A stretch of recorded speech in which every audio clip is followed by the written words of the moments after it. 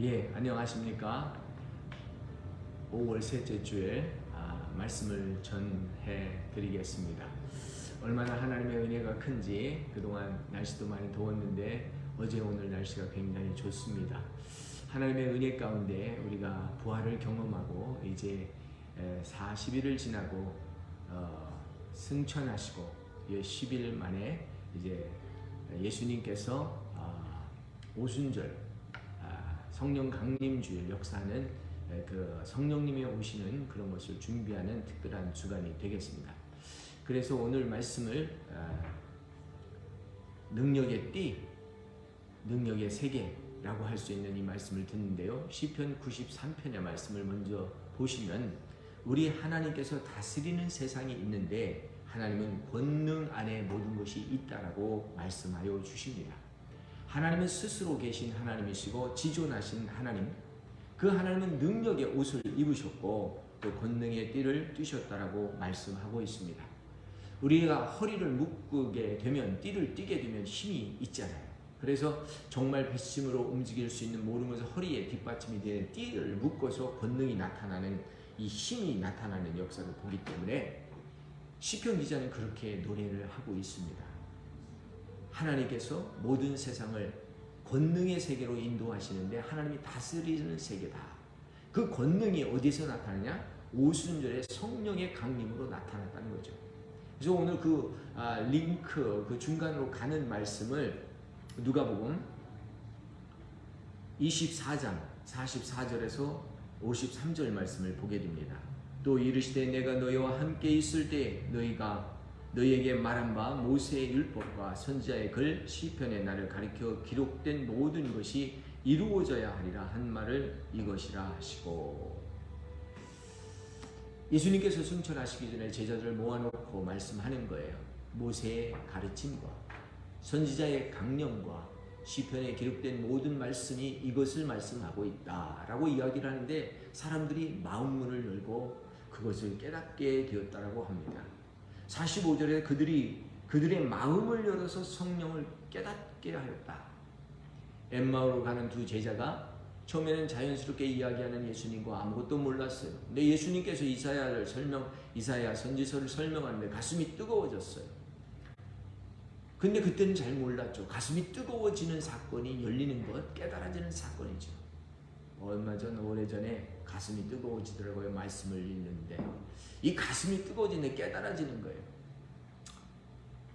루디아라고 하는 이 여인이 바울이 어딜 갈 바를 알지 못하자 강가에 나가서 복음을 전할 때 루디아의 마음이 뜨거워졌어요. 마음이 열렸어요. 그래서 이 바울을, 아무도 환영하지 않는 그 바울을 자기 집으로 모셔다가 기거하게 하고 복음의 처소로서 사용하고 그 예배의 처소가 된 것을, 유럽의 첫성에서 된 것을 보게 되잖아요.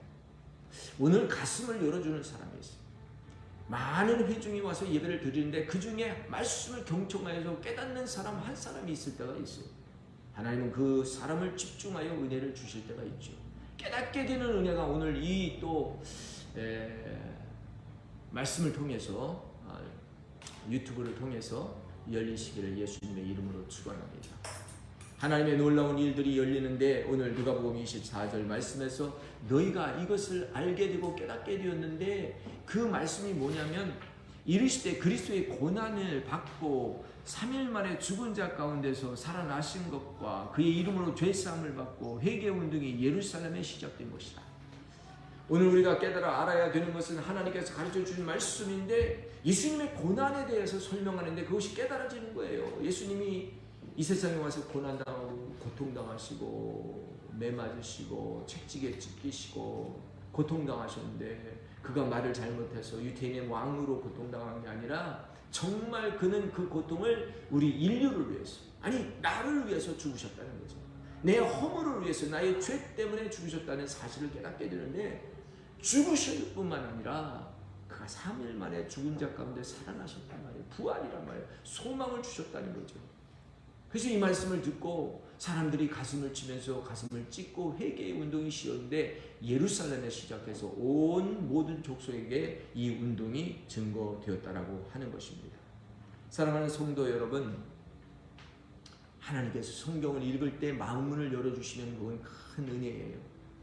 그리고 특별히 예수님의 고난이 나와 직접적인 연결이 있다. 예수님이 당하신 아픔과 고통이 나의 죄와 관계가 있다. 내 질병과 관계가 있다.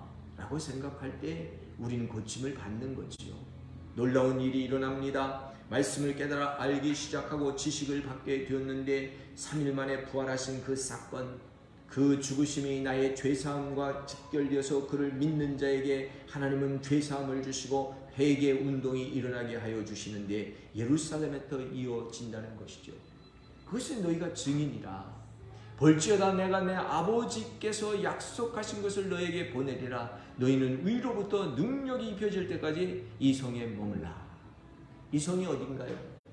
우리가 있는 교회, 우리가 있는 집, 가정, 아니 제 자신, 우리 자신, 여러분 자신이 성이 될 수 있어요.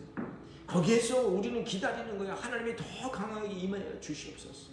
말씀을 깨닫을 뿐만 아니라 성령이 뜨겁게 임하여 주시옵소서. 야, 너희가 기다리고 있으면 이제 성령님이 너에게 임하실 거니까 떠나지 말고, 예루살렘 떠나지 말고 기다리라. 우리가 예수님을 깊이 알면요, 나는 죄인인 것을 깨달아요. 베드로가 고기를 못 잡았어요. 낙심하고 그날 밤 낙심하고 있는데 예수님이 와서 귀찮게 하는 거예요. 더 깊은 거에서 고기 잡으라고. 고기 잡는 어부가 그거 오늘 고기 없는 거 모르겠어요. 다 노력해보고 했는데 안 되는 거였어요. 그러나 어떻게 하겠어요? 선생님이 와서 가라고 하니까 가서 순종했더니 많이 잡혔어요.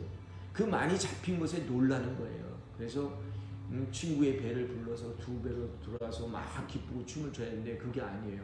무릎을 꿇고 엎드려서 나는 죄인입니다. 나를 떠나소서 했던 거예요. 말씀을 깨달으면 깨달을수록, 은혜를 받으면 받을수록 나는 죄인인 것을 아는 거예요.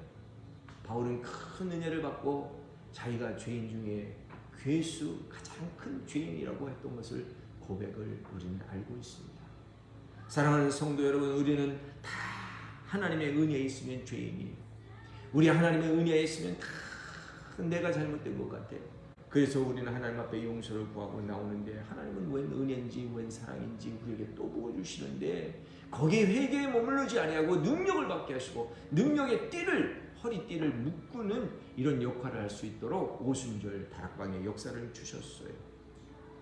그들이 예수님 승천하시고 올라가시는데 예수님을 경배하고 그들이 큰 기쁨을 가지고 예루살렘 성에 돌아왔죠. 집으로 돌아온 거죠. 그리고 밤낮으로 찬양하는 거예요. 이 누가복음 24장 53절 말씀 우리가 외우자고 했죠. 이 말씀이 뭐냐면 늘 성전에서 하나님을 찬송하리라. 여러분, 우리 인생이 늘 하나님을 찬송하는 인생, 이 성전이 된다면 얼마나 좋겠어요. 예수님을 노래하고 예수님을 찬양하고 한없는 기쁨과 한없는 즐거움, 모든 낙심과 고통이 사라지고 모든 괴로움을 사라지는 이런 역사가 열리게 될 줄 믿습니다. 하나님의 놀라운 은혜가 오늘 늘 성전에서 하나님을 찬송하며 이루어지시길 예수님의 이름으로 축원합니다. 늘 성전에서 예수님을 찬양하는 일이 있어지기를 원하는 거잖아요. 바울은 그렇게 기도합니다. 지혜와 계시의 영으로 충만하고 하나님을 알게 하고 그리고 하나님의 부르신 소명을 깨달아 알게 하시고. 그래요. 우리가 예수님을 알고 나니까 내가 왜 존재하는지, 내가 무슨 일을 해야 되는지, 내가 어떤 일을 감당해야 되는지 소명을 알게 되는 거거든요. 그래서 힘들어도, 내무집이 들어도 소명을 따라서 일하게 되는 거예요. 그 소명을 따라 일하는데 교회의 머리 대신 그리스도께서 가르쳐 주시고요. 우리는 그리스도의 몸이잖아요. 교회잖아요. 이 교회의 몸들이 다 지체가 하나로 연결되어서 하나님의 충만함을 이루는 거예요. 오늘 주의 사랑과 은혜로 말미암아 큰 은혜가 넘치시기를 예수님의 이름으로 축원합니다. 놀라운 일이에요. 예수님이 성천하시기 전에 그 감격을 성도들은 경험했어요. 황홀한 장면, 예수님이 산으로 올라가시고 그리고 공중으로 뜨면서 올라가시는 그 승천의 모습을 봤는데 얼마나 기뻤겠어요. 그러나 거기에 머물러 있지 아니고 예루살렘에서 성령 강림을 기다렸단 말이죠. 이제 한 주간 우리가 또 사모하면서 성령님을 사모하십시다. 권능의 띠를 띄어야 돼요. 우리가 허리가 풀어지면 이 일을 제대로 못하겠더라고. 허리띠를 바짝 동여매고 달려가는 거예요. 기도할 때도 허리띠를 메고, 말씀 읽을 때도 허리띠를 메고, 봉사할 때도 허리띠를 메고. 이게 성령 충만이에요. 성령 충만하시는 우리 수정교회 성도들과 또 해외에 있는 성도들, 또 이 방송을 듣는 모든 성도들 되시기를 예수님의 이름으로 축원합니다. 아멘. 예수님의 이름으로 축원합니다.